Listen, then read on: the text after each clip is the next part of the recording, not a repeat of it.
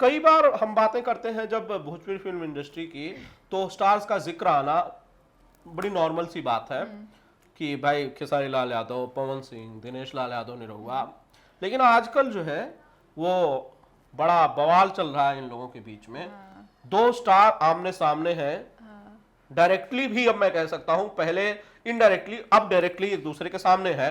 Khesari Lal Yadav trending star, उनका एक video clip viral हुआ और उसके बाद फिर उस पर विवाद हो गया कि भाई उन्होंने अपनी बातों को इस तरह से क्यों कहा, उन्होंने क्यों कहा कि प्रोड्यूसर छोड़ के भाग गए। हालांकि बाद में खेसारी लाल यादव ने माफी मांगी, लेकिन इसके बाद भी रितेश पांडे साहब लाइव आए और उन्होंने कहा कि इस तरह की चीजें नहीं कहनी चाहिए। एक निर्माता के लिए, एक रहम दिल, एक अच्छे शख्स के लिए इस तरह के शब्दों का इस्तेमाल नहीं होना चाहिए। तो खेसारी भाई की माफी को उन्होंने शायद एक्सेप्ट नहीं किया। उसके बाद फिर तमाम दोनों तरफ से आरोप प्रत्यारोप का सिलसिला शुरू हो गया। सना, आप भी इसी इंडस्ट्री का हिस्सा है, आपसे ये सवाल पूछना ठीक भी है कि इस तरह से जब दो बड़े स्टार आमने सामने होते हैं, आपको नहीं लगता है कि नुकसान जो है वो भोजपुरी ऑडियंस का है, भोजपुरी सिनेमा का है, पूरी फिल्म इंडस्ट्री का है, आपका है और मेरा है? देखिए, ये जो आपने विषय बोला, उस विषय में पर्सनली मैं जितना बोलना चाहूँगी, अभय सिन्हा जी के बारे में, मतलब हम लोगों ने जब इशक ज़्यादा स्टार्ट किया, पश्चाताप काम कर रहे थे, उनके बारे में मैं जितना जानती हूँ, अभय सिन्हा जी बहुत ही अच्छे इंसान हैं, बहुत ही रेस्पेक्टफुल इंसान है। और मैंने जितना उनके बारे में जाना, वो कभी इरेस्पॉन्सिबल काम तो करेंगे नहीं।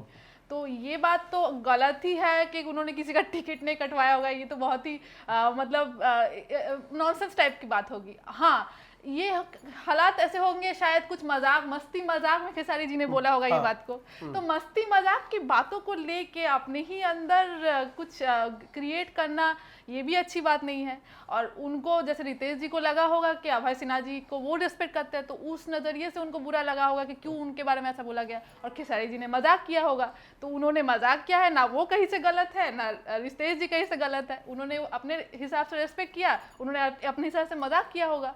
तो कुछ कुछ बातों को लाइटली लेना चाहिए। हमेशा कॉन्फ्लिक्ट में लाके हम लोग एक टीम है, पूरा भोजपुरी एक समाज है, तो उसमें अगर कॉन्फ्लिक्ट पैदा होगा, हम लोगों को अभी बहुत आगे बढ़ना है, तो कॉन्फ्लिक्ट मुझे नहीं लगता कि होना चाहिए किसी में। अच्छा, आप इनमें से किसी को पर्सनली मिले हैं? रितेश पांडे, खेसारी लाल यादव या अभय सिन्हा? नहीं, किसी को पर्सनली तो अभी तक मैं नहीं मिली हूँ। अभय सिन्हा जी से आपकी मुलाकात हुई है? नहीं, अभय सिन्हा जी से मुलाकात नहीं हुई है, लेकिन हमारी फिल्म जो मेरे इंस्पायर के प्रोजेक्ट्स जो है, उनके बारे में उनसे मुलाकात हुई थी।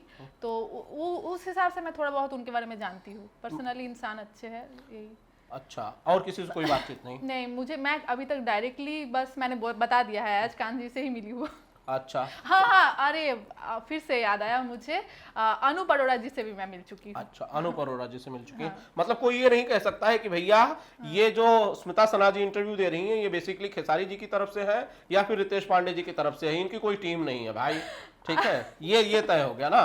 ये सवाल इसीलिए पूछा। कोई कॉन्फ्लिक्ट के साथ हूँ ही नहीं, कोई कॉन्फ्लिक्ट के साथ नहीं हूँ मैं। अच्छा, विवादों में फिलहाल नहीं रहना चाहती हैं स्मिता सना।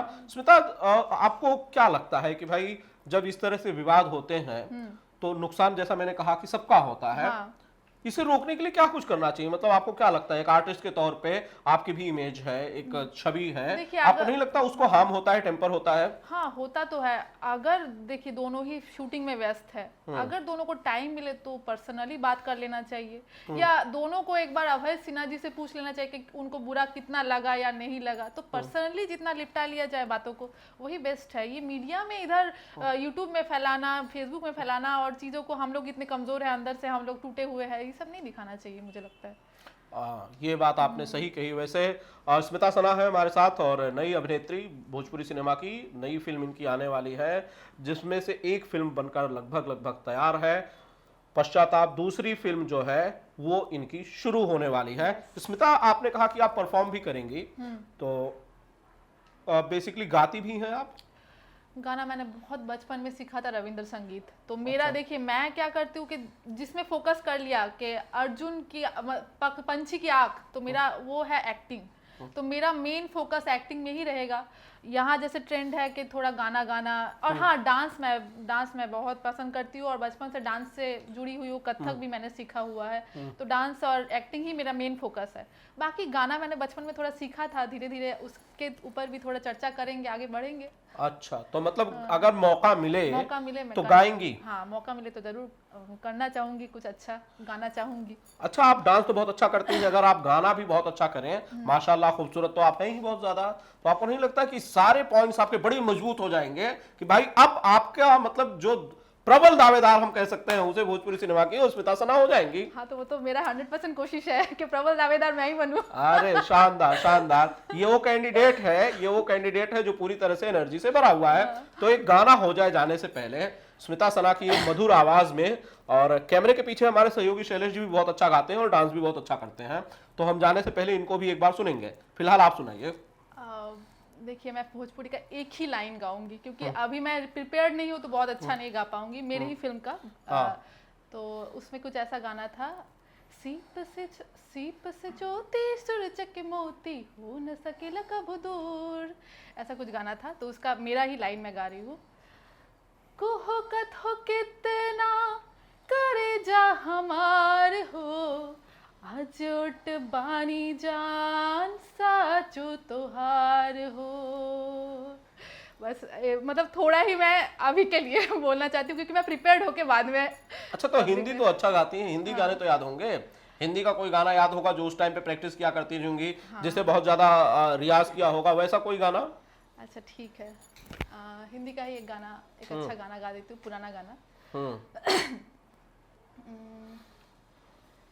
तुझसे नाराज नहीं जिंदगी, हैरान हूँ मैं, हैरान हूँ मैं।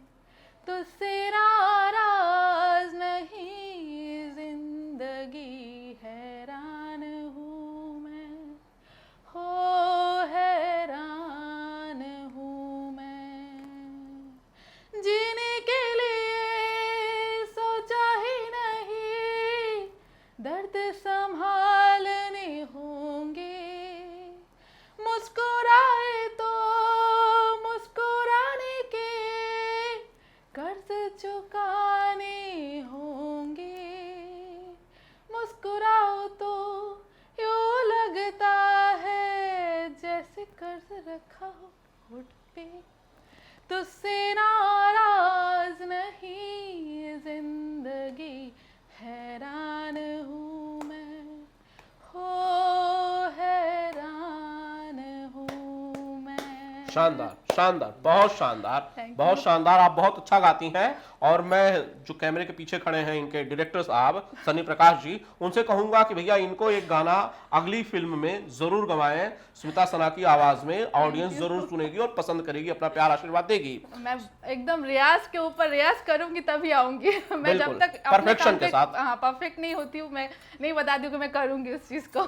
चलिए, बहुत बहुत शुक्रिया स्मिता जी सारी बातचीत के लिए, और हम उम्मीद करेंगे कि आप इसी तरह से अपना नाम बनाइए, बड़ा मुकाम हासिल कीजिए और खुश रहिए, मस्त रहिए। थैंक यू सो मच आपको सारी बातचीत। थैंक यू, बहुत अच्छा लगा आपसे बात करके, और आप बहुत अच्छे और एकदम मसालेदार क्वेश्चन पूछते हैं। बिंदास भोजपुरिया तो बिंदास है। चलिए, तो आप लोगों को ये इंटरव्यू कैसा लगा कमेंट करके हमें जरूर बताइए, और आपको क्या कहना है ये भी आप कह सकते हैं। स्मिता सना से अगर कोई सवाल मैंने नहीं पूछा है तो आप कमेंट कीजिए, अगले इंटरव्यू में जरूर पूछेंगे, और जो सबसे बेस्ट सवाल पूछेगा, सबसे बेस्ट कमेंट करेगा, उससे स्मिता जी की मुलाकात करवाएंगे।